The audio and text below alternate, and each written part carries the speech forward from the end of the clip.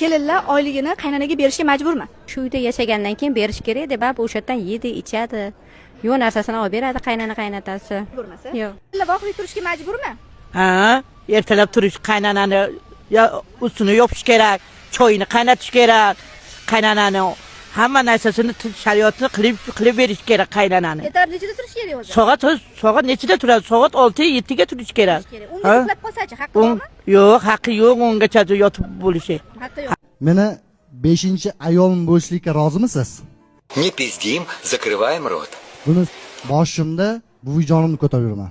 Ikkinchi o'rinda albatta onajonim va oldimda 2 opcham bor. Ularni 2 yelkamda ko'taraverman. Ну нахер.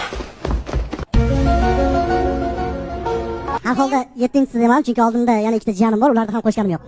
Faqatgina buvijonim bilan onajonim bo'ladi. Ulardan oldinga chiqadigan inson yo'q bu dunyoda. Men onajonim va buvijonimdan ustim kela olmaydi. Да что